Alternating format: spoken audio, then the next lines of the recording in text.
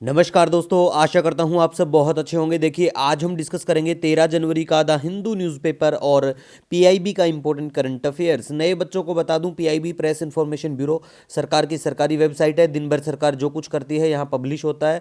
और the Hindu newspaper के बारे में पता होगा। और हमारा करंट अफेयर एक महीने का 7 पेज में होता है और कभी कभी ये पेज 1-2 पेज एक्स्ट्रा हो जाता है। न्यूज़ के ऊपर भी डिपेंड करता है, लेकिन मोस्टली आपको देखने को मिलेगा। पिछले 4 साल से हम लोग पढ़ा रहे हैं तो 7 पेज में इजीली कवर हो जाता है। ठीक है, हिंदी इंग्लिश दोनों माध्यम में हम लोग लेके आते हैं। और हमारा करंट अफेयर सभी एग्जाम के लिए काम का रहेगा, ऑल एग्जाम्स। ठीक है, चाहे वो बैंकिंग हो, एसएससी हो, वनडे एग्जाम हो, कोई भी आपका, या फिर यूपीएससी सिविल सर्विस या किसी स्टेट का पीसीएस हो। ठीक है, अब देखिए, आज सबसे पहले हम बात करेंगे, पीआईबी में ही न्यूज़ में था ये। ठीक है, कि India pledges to achieve net zero emission by 2070 तक का। कब लिया था ये इंडिया ने कि भाई हम 2070 तक बिल्कुल नेट जीरो इमिशन ले आएंगे? ये कहा था 26 जो सीओपी था, कॉन्फ्रेंस ऑफ पार्टीज की जो मीटिंग थी 2021 में जो होती है, ठीक है, उसमें लिया था। अब आपको कमेंट करके बताना है ये कहाँ पे हुई थी। जब हुई थी तब भी हमने बात करी थी, लेकिन आपको ये बेसिक चीजें हैं, इतना तो पता होना चाहिए। अब कई बार बच्चे कहते हैं सर आप ऐसे सवाल मत पूछा करो,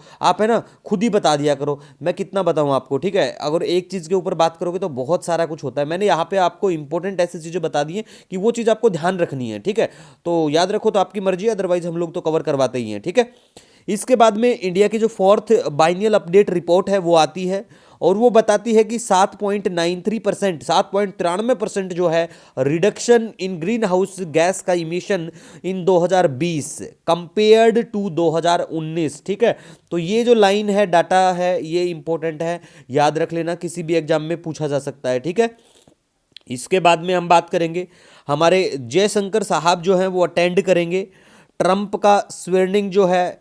ठीक है, वो यहाँ पे शपथ जो ग्रहण करेंगे, शपथ लेंगे। ठीक है, तो वहाँ बिल्कुल शरीक होंगे, पहुँचेंगे जयशंकर साहब, इनवाइट किया गया है इनको।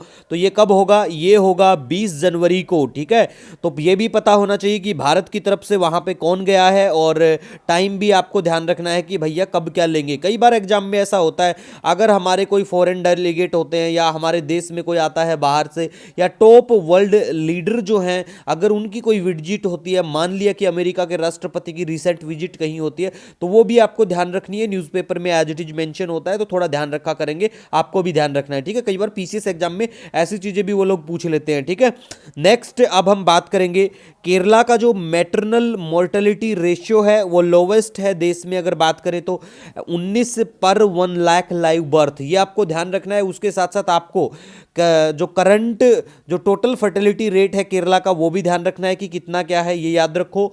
और इंडिया का जो मैटरनल मोर्टेलिटी है वो भी आपको पता होना चाहिए कि भाई 2000 में 384 था और 103 हुआ 2020 में। ये भी डाटा बिल्कुल एज इट इज पीआईबी का डाटा है, तो आपको याद रखना है, ऐसी चीजें ध्यान रखनी है। ठीक है गाइज, और नेक्स्ट अब हम बात करेंगे, देखो एक दूसरी बात भी यहाँ पे मैं बता देता हूँ ऐसे डाटा से संबंधित। आप भारत के किसी भी राज्य से आते हैं, चाहे आप हरियाणा, यूपी, बिहार, बांग्लादेश, सॉरी बांग्लादेश नहीं मतलब बंगाल, तो आप जहां से भी आते हैं ना, आपको पता होना चाहिए अपने राज्य का मैटरनल मोर्टेलिटी रेशियो कितना है, टोटल जो फर्टिलिटी रेशियो कितना है, ये चीजें आपको पता होना चाहिए। इन्फेंट वाला भी ध्यान रखना है, क्योंकि ऐसी चीजें डायरेक्ट पेपर में आती हैं। स्टेट पीसीएस के लिए तो बिल्कुल रामबाण इलाज होती है, ऐसी चीजें याद रखनी है। ठीक है गाइज, नेक्स्ट अब हम बात करेंगे चेंचू ट्राइब के बारे में। चेंचू नाम की जो जनजाति है, इसके लोग आपको तेलंगाना, आंध्र प्रदेश का जो एरिया है यहां देखने को मिलेगा। तो you have to remember about this tribe. ठीक है, ट्राइब का डायरेक्ट क्वेश्चन भी पूछ लेते हैं। तो एमजी नरेगा का कोई इश्यू था तो ये चेंचू ट्राइब चर्चा में आई। अब आपको कमेंट करके बताना है एमजी जो नरेगा है वो कब आता है, वो एक्ट कब बना था। ठीक है, कमेंट सेक्शन में जरूर बताना। ठीक है, इसके बाद में गाइस हम बात करेंगे होलोंगोपार गिबन सेंचुरी के बारे में। देखो, होलोंगोपार गिबन सेंचुरी के बारे में बात करें तो ये आसाम में है बिल्कुल।